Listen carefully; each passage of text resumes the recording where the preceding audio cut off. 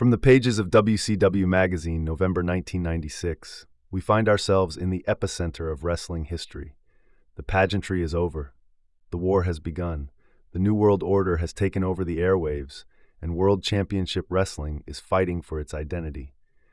This magazine doesn't just document a promotion, it dissects an entire cultural shift, one born in chaos, betrayal, and reinvention.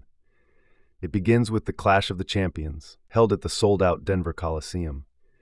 Dean Malenko and Rey Mysterio Jr. go to war in a blistering cruiserweight match. Mysterio, the 21-year-old prodigy, dazzles with a moonsault off the guardrail and a springboard victory, while Malenko brings the pain with a top-rope fireman's carry gutbuster. Controversy abounds as a botched pinfall is overturned by referee Randy Anderson. Mysterio prevails, but the tension simmers. From there, we get a brawl between Jim Duggan and VK Wall Street, where Duggan tapes up his fist only to be caught and pinned after a distraction. Next, Ultimo Dragon faces his former tag partner Conan, now a full-fledged villain. With help from manager Sonny Onu and a handful of tights, Conan steals the win. Later, Meng defeats a no-showing Randy Savage, unable to compete after a vicious beatdown from Hollywood Hogan. In the return match from Hog Wild, Bull Nakano and Medusa clash in a brutal encounter.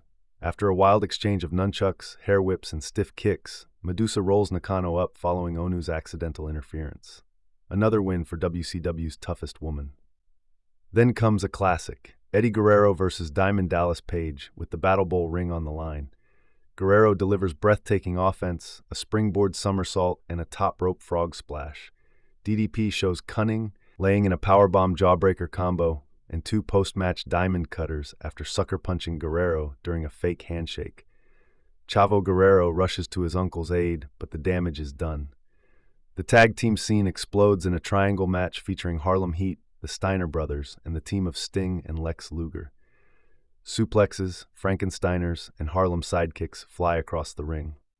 Referee Nick Patrick stops the match mid-count due to interference from Scott Hall and Kevin Nash.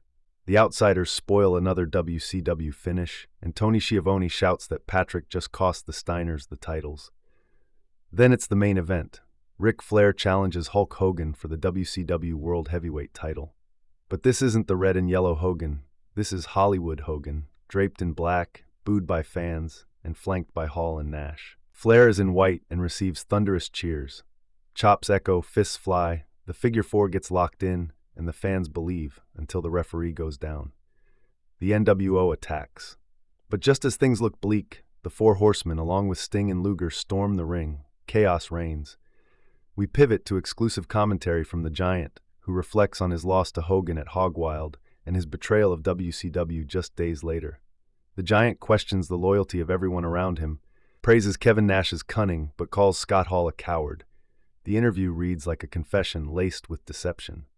As readers, we're left wondering, was this all a Dungeon of Doom ploy, or is the Giant truly lost to the NWO? Next, a dangerous and revealing sit-down with Conan in East Los Angeles.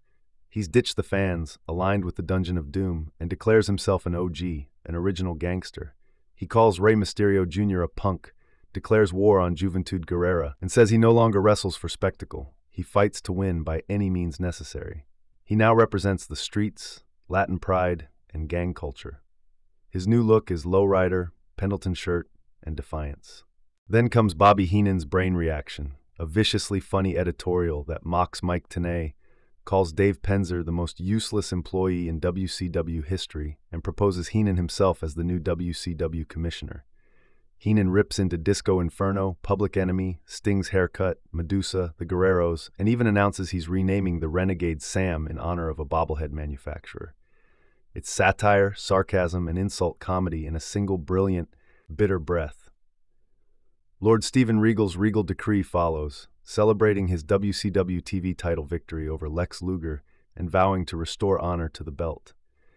He buries Medusa's wrestling ability, calls America a land of buffoons, and outlines his plan to defend the title across the globe. Regal also addresses the growing feud between Squire David Taylor and Earl Robert Eaton, choosing to remove himself from the nonsense with the elegance of a man sipping tea on a battlefield. And then comes the boldest voice in the magazine, the New World Order themselves. In a paid advertisement titled, "Have You Surrendered Yet?" Kevin Nash and Scott Hall unleash a manifesto of arrogance and power.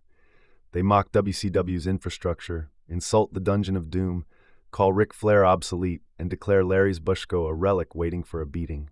Hall praises Nick Patrick. Nash ridicules Mongo McMichael. They laugh at their own spray paint tactics and claim WCW bought their limos and jets. It's part propaganda, part threat, and completely chilling. Next up is VK Wall Street, aka Mike Rotunda, speaking in a profile so business savvy it could be mistaken for a Forbes feature. Sitting in a Florida cafe with stock charts, Wall Street explains his history with Ted DiBiase, denies NWO affiliation, barely, and calls Hogan's heel turn a sound business move. He reflects on his amateur wrestling background, time at Syracuse, and global business ventures, promising that when the time is right, he'll make his move. It's subtle, but feels like a recruitment letter to the NWO. There are also plenty of ads and promotions scattered across the magazine, each capturing the spirit of the era. A full-page ad for Twisted Metal 2, declaring it the most repugnant driving game ever created. Multiple subscription promotions, complete with bonus issues and back-issue offers. A WCW hotline banner featuring Bobby Heenan, Gene Okerlund, and Mike Tenay, promising scoops for 99 cents a minute. A contest for kids to design their own Halloween Havoc gear. This issue concludes as it began, with warfare. Every wrestler is fighting for legacy. Every faction is at war. Every page drips with tension, betrayal, and conflict. So if you remember a time when magazines were battlegrounds, when the Giants' loyalty mattered, when Sting was silent, and when the NWO didn't just invade TV, they hijacked the written word, then this one's for you. Like, share, and subscribe. Because every single day we bring you the factions, the fire, and the full-page madness from the pages.